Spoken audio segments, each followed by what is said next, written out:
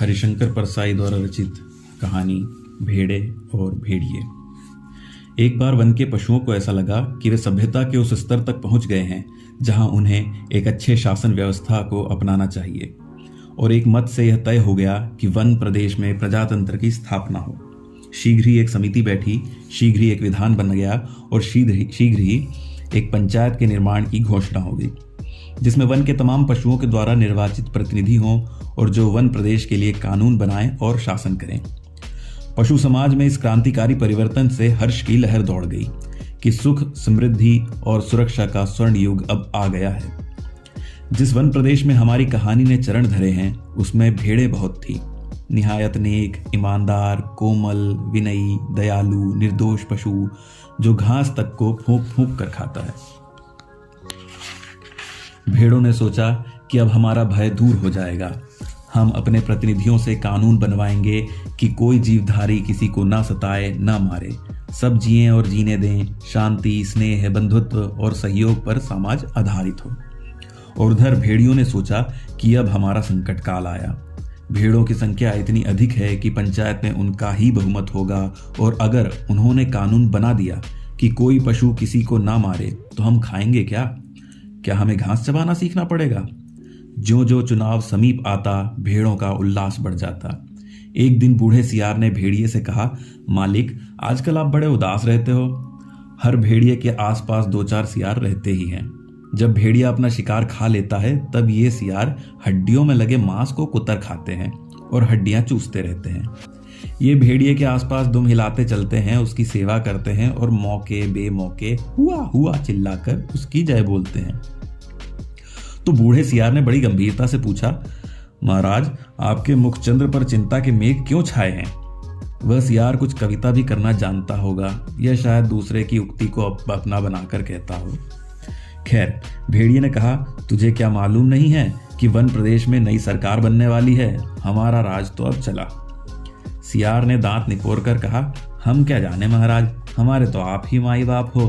हम तो कोई और सरकार नहीं जानते, आपका दिया खाते हैं, आपके गुण गाते हैं।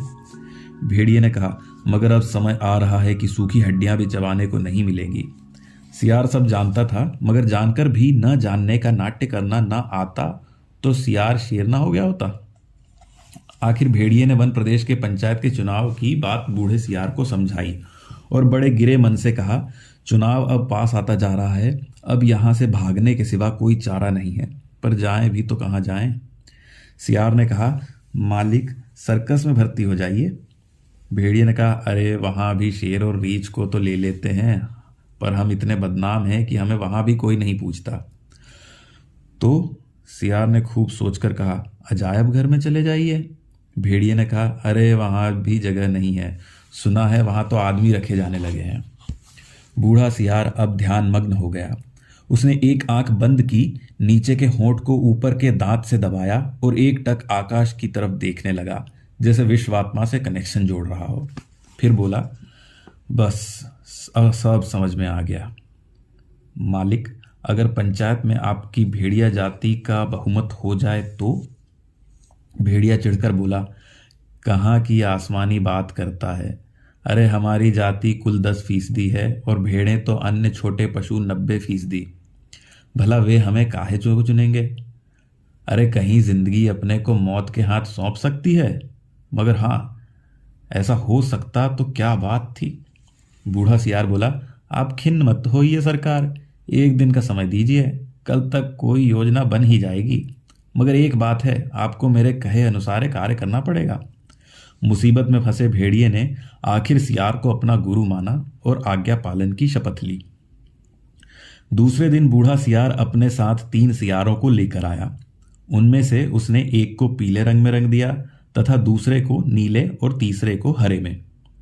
भेड़िए ने देखा और पूछा, अरे ये कौन है? बूढ़ा सियार बोला, ये भी सियार हैं सरकार, रंगे सियार हैं, आपकी सेवा करेंगे, आपके चुनाव का प्रचार करेंगे। भेड़िए ने शंका की, मगर इनकी बात मानेगा कौन? ये तो वैसे ही छल कपट के लिए बदनाम है। सियार ने भेड़िए का हाथ चूमकर कहा, बड़े भोले हैं आप सरकार। अरे मालिक, रूप रंग बदल देने से तो सुना है आदमी बदल जाते हैं, फिर ये तो सियार हैं। और तब बूढ़े सियार ने भेड़िए का भी रूप बदला, मस्तक पर तिलक लगाया, गले में कंठी पहनाई और मुंह में घास के तिनके खोस दिए। बोला, अब आप पूरे संत हो गए, अब भेड़ों की सभा में चलेंगे, मगर 3 बातों का ख्याल रखना। अपनी हिंसक आंखों को ऊपर मत उठाना, हमेशा जमीन की ओर देखना और कुछ बोलना मत, नहीं तो सब पोल खुल जाएगी। और वहां बहुत सी भेड़ें आएंगी, सुंदर सुंदर, मुलायम मुलायम, तो कहीं किसी को तोड़ मत खाना। भेड़िए ने पूछा, लेकिन ये रंगे सियार क्या करेंगे, ये किस काम आएंगे? बूढ़ा सियार बोला, ये बड़े काम के हैं, आपका सारा प्रचार तो यही करेंगे, इन्हीं के बल पर आप चुनाव लड़ेंगे। यह पीला वाला बड़ा विद्वान है, विचारक है, कवि भी है, लेखक भी। यह नीला सियार नेता और पत्रकार है, और यह हरा धर्मगुरु है। बस अब चलो। जरा ठहरो, भेड़िए ने बूढ़े सियार को रोका। कवि, लेखक, नेता, विचारक, ये तो सुना है, बड़े अच्छे लोग होते हैं, और ये तीनों? बात काटकर सियार बोला, ये तीनों सच्चे नहीं हैं, रंगे हुए हैं महाराज। अब चलिए, देर मत करिए। और वे चले। आगे बूढ़ा सियार था, उसके पीछे रंगे सियारों के बीच भेड़िया चल रहा था, मस्तक पर तिलक, गले में कंठी, मुख में घास के तिनके। धीरे धीरे चल रहा था, अत्यंत गंभीरतापूर्वक, सिर झुकाए विनय की मूर्ति बने। उधर एक स्थान पर सहस्त्रों भेड़ें इकट्ठी हो गई थीं, उस संत के दर्शन के लिए जिसकी चर्चा बूढ़े सियार ने फैला रखी थी। चारों सियार भेड़िए की जय बोलते हुए भेड़ों के झुंड के पास आए।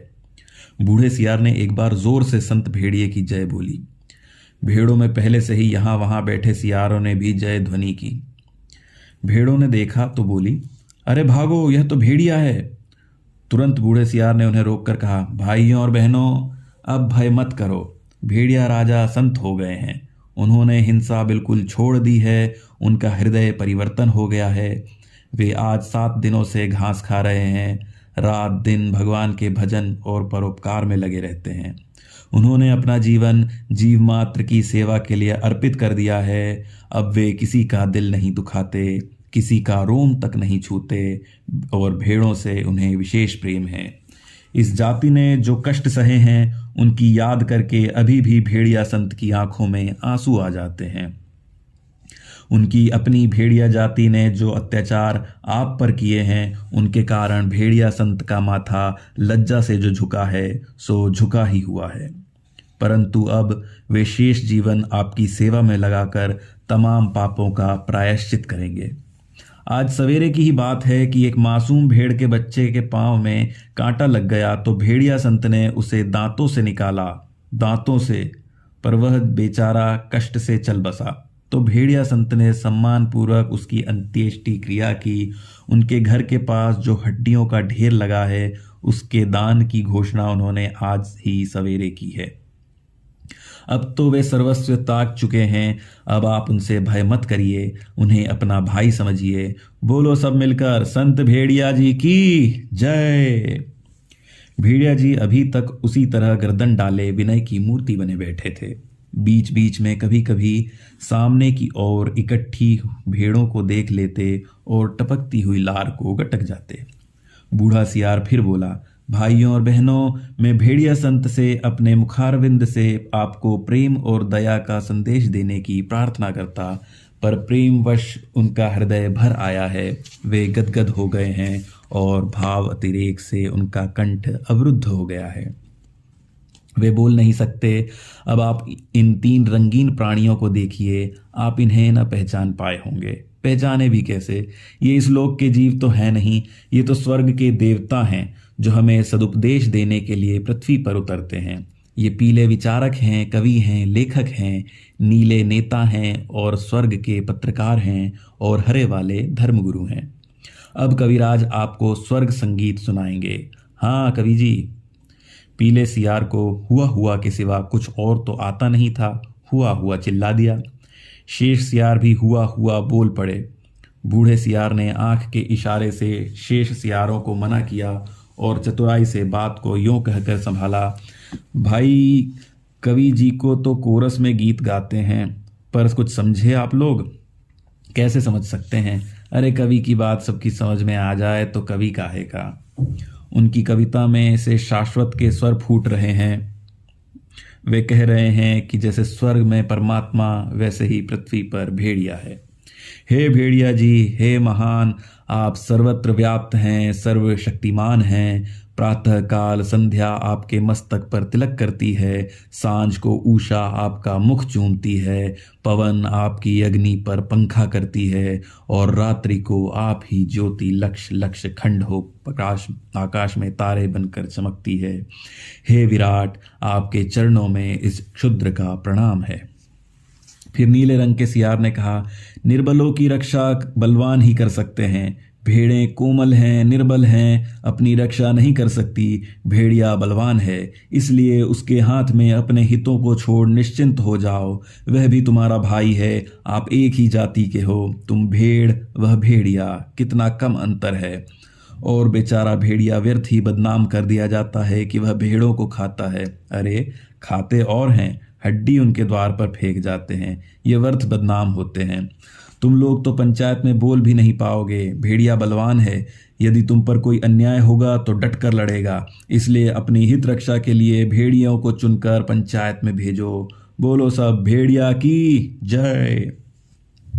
फिर हरे रंग के धर्म गुरु ने उपदेश दिया, जो यहाँ त्याग करेगा वह उस लोक में पाएगा, जो यहाँ दुख भोगेगा वह वहाँ सुख पाएगा, जो यहाँ राजा बनाएगा वह वहाँ राजा बनेगा, जो यहाँ वोट देगा वह वहाँ वोट पाएगा। इसलिए सब मिलकर भेड़िया को वोट दो। वे दानी हैं, परोपकारी हैं, संत हैं, मैं उनका प्रणाम करता हूँ। यह एक भेड़िए की कथा नहीं है, यह सब भेड़ियों की कथा है। सब जगह इस प्रकार का प्रचार हो गया और भेड़ों को विश्वास हो गया कि भेड़िए से बड़ा उनका कोई हित चिंतक और हित रक्षक नहीं है। और अब पंचायत का चुनाव हुआ तो भेड़ों ने अपनी हित रक्षा के लिए भेड़ियों को चुना, और पंचायत में भेड़ों के हित की रक्षा के लिए भेड़िए प्रतिनिधि बनकर गए। और पंचायत में भेड़ियों ने भेड़ों की भलाई के लिए पहला कानून यह बनाया, हर भेड़िए को सवेरे नाश्ते के लिए भेड़ का एक मुलायम बच्चा दिया जाए, दोपहर के भोजन में एक पूरी भेड़, तथा शाम को स्वास्थ्य के ख्याल से कम खाना चाहिए, इसलिए आधी भेड़ दी जाए। समाप्त।